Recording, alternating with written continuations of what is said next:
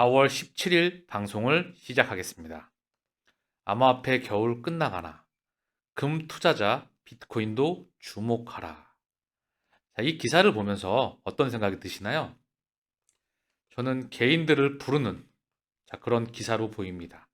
미디어에서 이제 이런 말이 계속해서 보도가 되고 있어요. 들어오라는 시그널을 보내는 거죠. 암호화폐 겨울 끝나가나. 자, 이제 개인들이 총알을 장전하고 영끌과 대출, 고금리이기 때문에 예전만큼은 아니겠죠. 자, 계속해서 들어오라는 시그널을 보내고 있죠. 10개월 만에 3만 달러 돌파했다. 고금리 고점론에 투심 살아난다. 금융 시스템의 대안으로 떠오른다. 투자은행에선 금 대체제로 지목을 받고 있다. 올해 들어 금 9.6%, 약 10% 오른 동안 비트코인은 80% 넘게 급등하였다. 채굴량 반감기 1년 남겨도 공급량 감소로 가격 상승을 전망한다. 혹하죠? 그쵸? 자, 가격 바닥에서 아무도 쳐다보지 않을 때 제가 개수를 모아가라. 남들이 미쳤다고 할 때, 남들이 다 노라고 할 때 예스 할 수 있어야 된다. 이제는 어떤 시기가 다가오죠? 모두가 예스를 외칠 때 노 할 시기가 다가옵니다. 항상 1% 안에 들어가는 생각을 1% 미만이어야 돼요. 국제금 가격을 보고 가시죠. 2016달러입니다. 10년 동안 고점을 제대로 돌파를 못했어요. 과연 금이 인플레이션의 해지 수단이 되었나요? 10년 동안 비트코인의 가격과 1년 동안이 아니고 10년 동안의 비트코인의 가격과 금 가격의 차이를 비교하면 어떨까요? 자, 아예 비교 대상이 되지가 않겠죠? 그쵸? 천문학적인 인생이 끝났겠죠? 그쵸? 비트코인뿐만 아니라 부동산 가격으로 들어볼까요? 부동산 가격은 10년 동안 얼마나 터져 있나요? 이게 가격이 하락했다고 하나 현재 가격대는 어디가 있나요? 우량 자산에 투자를 지속했었다면 가격대는 어디가 있을까요? 자, 이 디지털 금이 비트코인으로 대체가 된다. 다만 가치 저당 수단이다. 그리고 조금 있다가 다시 한번 언급을 좀 드릴게요. 이창용, 담보 비율 높여야 뱅크런의 충격을 줄일 수가 있다. 자, 한국은행 총재이죠. 중앙은행의 총재. 은행 담보자산 손질을 검토. 한국 디지털 뱅킹 속도 빠르다. 실리콘밸리 재현된 초고속 뱅크런 우려 중이다. 은행권 연쇄 신용 리스크 가능성. 현행 70%에서 조기 확대안을 고려한다. 자, 이 말이 가지는 의미는 우리는 다시 살펴봐야 됩니다. 우리는 미래에 투자하는 사람이에요. 한국은행 총재가 이런 말을 하고 있다? 자, 거의 99.999, 100이란 말은 쓰지 않을게요. 99.99999 금융 침체와 퍼펙트 스톰이 다가오고 있습니다. 준비를 해놔야 된다, 금융권에서. 이 말이 한국은행 총재가 언급을 하고 있다. 그 모든 부분은 미국 중앙은행이 인플레이션을 명분으로 해서 1년 동안 2020년 3월부터 자, 지금 며칠 동안 자이언트 스텝으로 미친 듯이 금리를 끌어올렸다. 이 인플레이션의 명분은 뭐였죠? 우크라이나 전쟁과 코로나 팬데믹이었다. 자, 이거를 의도적으로 저는 만들었다. 그리고 경제 파일을 줄여버렸다. 실물 경제를 박살내고 있다. 에너지의 파동을 바로 가상 경제와 실물 경제와 4차 산업으로 보내기 위해서 자, 이런 통찰력을 발휘할 수 있어야 됩니다. 자, 그래서 입주 1년 지났는데 텅텅 월세 좀 받아보려다가 망했다. 자, 이런 기사가 계속 쏟아지고 있어요. 수도권 상거래액 3분의 1로 얼어붙은 수익형 부동산 시장, 지식산업센터 마이너스피 속출, 이념세 고금리의 수익성 악화, 한국 대표 삼성마저 공포에 떠는 중소기업, 돈 되는 건 다 판다. 부동산 주식 처분 잇따라 위니아 아산부동산 842억 처분, 오스템도 천안도지 357억 매각, 이오테크니스는 관계사 지분 팔아, 경기 침체 오면 생존을 담보를 못한다. 이게 뭘까요 다? 이 소식들이. 다 이 소식들이 어디서 나왔나요? 요거입니다. 연준의 엄청난 천문학적인 금리 인상, 일명 자이언트 스텝. 현 통화 시스템을 의도적으로 파괴하고 있다. 마지막 그런 시스템이 진행되고 있죠. 자, 여기서 잠깐 이런 상황에서 신기하게 주식과 코인은 바닥을 찍고 반등을 했죠. 그쵸? 기술적 반등이었다. 자, 그리고 이게 더 반등할 수 있을지. 개인 투자자 입장에선 이렇게 실물 경제가 위험한데, 찻잔 속의 태풍인데 과연 더 올라갈 수 있을까? 그러면서 미디어에선 이런 소식이 나옵니다. 개인들 들어오라고. 그쵸? 자, 제가 언급을 드렸어요. 시나리오 1과 시나리오 2에 대해서 자세히 언급을 드렸죠. 지금 증시와 코인 가격을 끌어올린 애들은 선수들이다. 이들이 털고 나가야 된다. 이걸 받아줄 물량이 바로 개인들이다. 그리고 결국은 금리 인상 중단 소식과 함께, 그리고 우크라이나 합의, 코로나 팬데믹에 대한 이제 이 부분은 다 풀려 나가고 있죠. 경기가 다시 리바이벌 되고 있습니다. 일시적으로. 이거를 우리는 시나리오 1에 맞춰서 준비를 해야 되고요. 2024년도 플러스 마이너스 알파 기준점으로 경기 폭락, 퍼펙트 스톰에 대비를 해야 합니다. 자넷 얄런 미 재무장관, 전 연준 의장이죠. 미국 중앙은행장, 현 미국의 재무부 수장. 미국 추가 금리 인상 불필요하다. 은행 위기가 긴축 효과. 자, 이 말이 사실 좋은 말은 아니죠. 그쵸? 금리 인상 중단이 가까운다. 이미 금리 이슈는 제 눈앞에서 끝났다. 물가 급등이 일시적인 제품을 제외하고는 꺾여 있다. 그리고 이제 실물 경제 침체를 넘어서 폭락이 예정되어 있다. 아니, 이미 물밑에서는 다 전이가 되고 있다. 그 가운데 자산 가격만 상승하고 있는 겁니다. 이게 당연히 실물 경제를 금리가 내리게 되면 실물 경제를 반영해서 꺾이겠죠. 그리고 새로운 시스템이 탄생합니다. 이때는 쌍낙타봉, 제가 예전에 한번 설명을 드렸죠?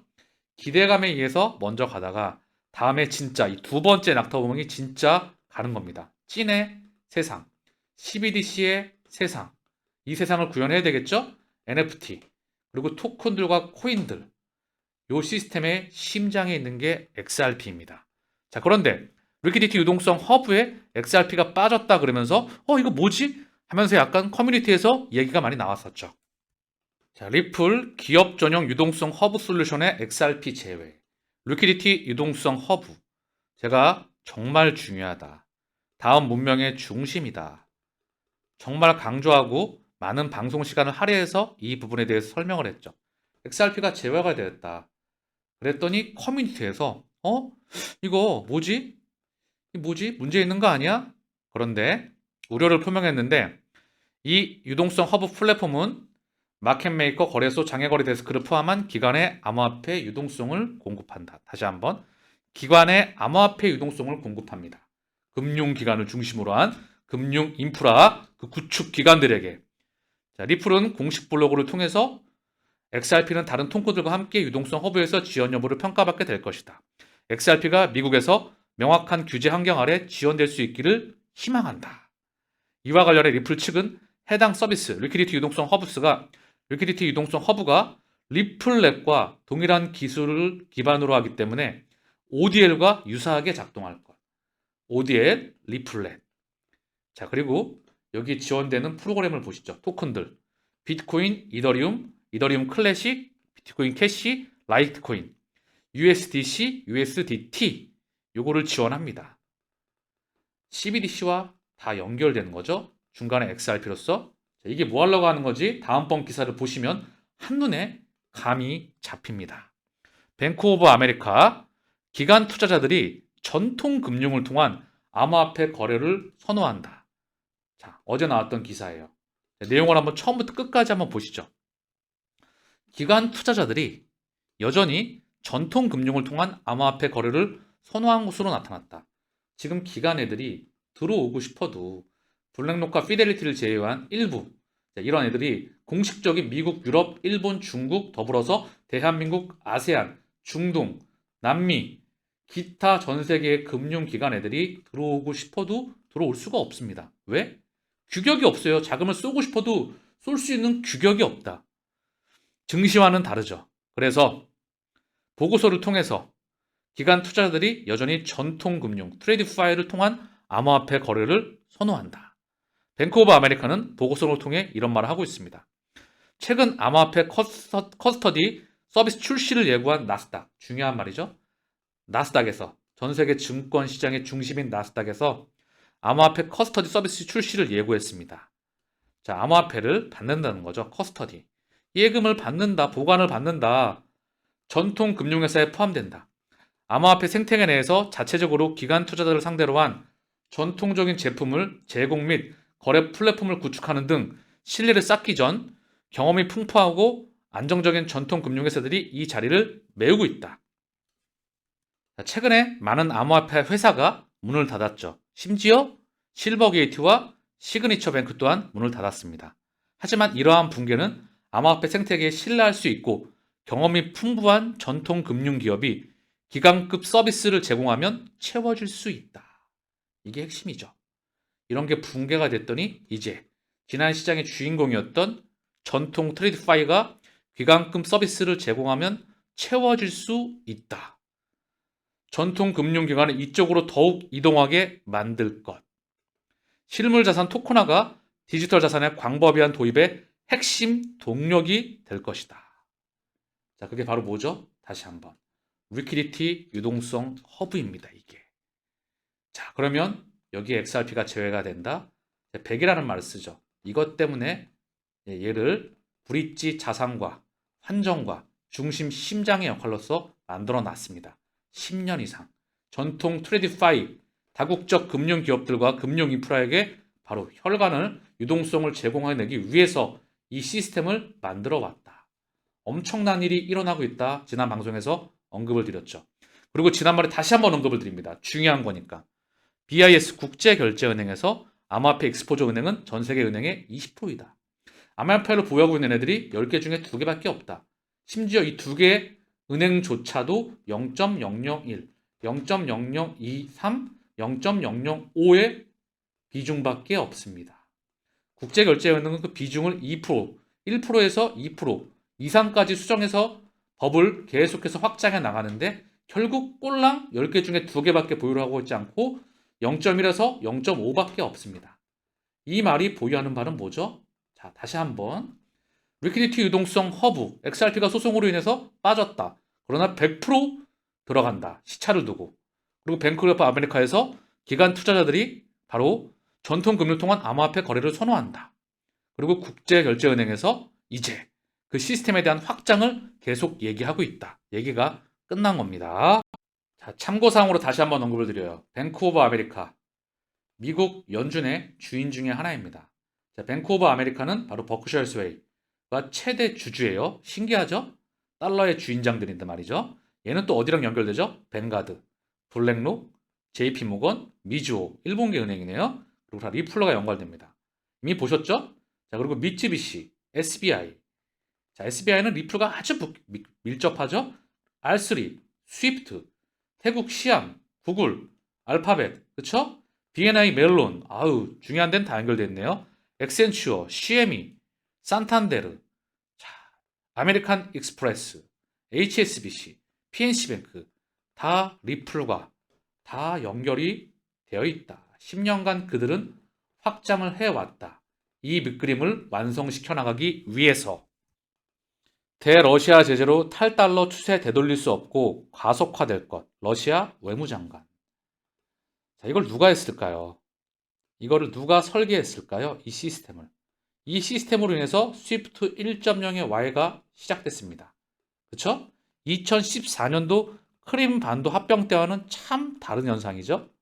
그쵸? 이때랑은 달라요, 러시아가. 그러면서 스위프트 2.0, 러시아의 CBDC에 리플은 깊은 연관이 있다. 끊임없이 언급을 드렸죠. 아크 인베스먼트 애널리스트가 비트코인 10년 안에 100만 달러까지 상승 가능하다. 디지털 경제의 중심이 될 것. 저는 여기에 곱하기 10을 더 붙이죠. 플러스 마이너스 알파. 그래야 아구가 어느 정도 맞는다. 과연 이런 그림을 그리게 된다면 알트코인들은 각 섹터별 대체 불가능한 섹터의 주인공들은 어떠한 시가총액을 형성하게 될까요? 상상할 수도 없는 일이 우리 곁에서 지금 일어나고 있습니다. 그 의도를 우리는 명실상부하게 파악해야 합니다. 그게 바로 통찰력입니다. 여기 야신 엘멘드라 아크인베스트 소속 애널리스트는 인터뷰를 통해서 비트코인은 향후 10년 안에 100만 달러까지 상승할 것. 비트코인 가치가 20배 넘게 증가한다는 게 억지스럽게 들릴 수 있겠지만 디지털 경제 성장을 고려할 때 이는 무리한 전망이 아니다. 디지털 경제 성장. 아까 방금 언급드렸던 방송을 시작하면서 에너지의 파동을 이쪽으로 보낸다. 경제 폭락. 퍼펙트 스톰과 함께 다음 에너지의 파동을 이쪽으로 보냅니다. 과거의 시스템을 부셔버리는 중이죠. 그게 지금 방금 전에 언급드렸던 러시아의 스위프트 1.0 세대 달러의 시대를 부셔버렸다. 달러의 주인들이. 그리고 다시 에너지의 파동을 보냅니다. 지금은 비트코인, 구닥다리 비트코인이 주목을 많이 받고 있죠. 보안과 가치 저장 수단으로서 말입니다. 그러나 진짜 중심은 이더리움일까요? XRP가 이 마지막을 다 주인공으로 끝판왕으로 등장합니다. 이미 그 기간을 10년간 해왔다. 그리고 오늘 다시 한번 중요한 부분을 언급드렸죠. 기관 투자자들 전통 금융 통한 암호화폐 거래를 선호한다. 리퀴디티 유동성 허브에 대한 부분, 그리고 나스닥의 암호화폐 커스터디 서비스 출시를 예고했다. 다 이게 맞물려서 갑니다. 소송. 이게 나와야 돼요. 방향성이. 이제는 나와야만 합니다. 그래야 톱니바퀴가 맞아요.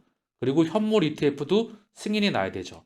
혈관 만들어 놓고 경기 폭락 오고 새로운 유동성을 주입하게 되면 여기 시장은 다시 기관들이 번호표를 뽑고 이제 돈을 쓸 수 있는 기반이 마련이 되는 겁니다. 우리는 그 물밑에서 기다리고 있는 거고요. 자, 지금 현재 비트코인의 가격이 3,930만 원. 살짝 빠졌죠? 이더리움의 가격도 274만 원. 살짝 빠졌습니다. 그랬더니 시가총액이 살짝씩 빠지고 있어요. XRP는 673원. 자, 이 노란색 선 보이시죠? 자, 최근에 간만에 이 노란색 이동평균선을 이탈했습니다. 자, 그래서 뭐 흔들리는 거 아니야? 흔들릴 수 있겠죠. 단기적으로, 중기적으로. 그러나 중요한 건 이 물량 소화하고 다시 가야만 합니다. 그래야 톱니바퀴가 맞아요. 이제는 소송을 끝내고 방향성이 나와야 되겠죠. 어느 기준점인가? 그리고 흔들거리고 올라가건 바로 올라가건 좀 지지부진하게 올라가건 결국 결론은 정해져 있습니다. 소송은 지나가는 개가 웃을 일이다라는 걸 여러분은 오늘 방송을 통해서 다시 한번 느끼셨을 거라 생각을 해요. 자, 정리하면 자, 비트코인도 그렇고 이더리움도 그렇고 1번 매물대를 다 돌파하였죠. 그쵸? 자, 여기 라인을 다 돌파했습니다. 그래서 딱 요 이동평균선이 저항되고요. 비트코인 또한 딱 하고 이동평균선이 저항돼요. 그쵸? 얘는 여기를 이미 돌파했습니다. 그에 반해 이더리움 클래식은 아직 지지부진합니다. 즉, 타 알트코인들은 아직 지지부진하다는 거예요. 즉, 가격이 떨어질 때마다 지속적으로 모아가라. 아직 폭등이 나오지가 않았죠. 그쵸? 그 시기가 다가옵니다. 그리고 2024년 경기 침체에 대비해야 되겠죠. XRP도 그다지 상승폭이 크지 않습니다. 저 월봉으로 보게 되면 눌려 있어요. 그쵸? 이 흐름입니다. 떨어질 때마다 지속적으로 개수를 모아가라. 모두가 노 할 때 예스 할 수 있어야 된다. 그래야 1% 안에 그 안으로 들어갈 수가 있습니다. 그래야 가난으로부터 그리고 돈으로부터 독립을 할 수가 있겠죠. 부의 반열에 들어갈 수가 있습니다. 그리고 이제 다가오는 모두가 예스 할 때 우리는 노를 할 수 있어야 됩니다. 저는 오늘 진짜 찐 이야기를 많이 언급드리는 것 같아요. 이게 투자자로서 가져야 될 덕목이라고 생각을 합니다. 몇 없어요. 오늘 방송은 여기서 마치겠습니다. 감사합니다.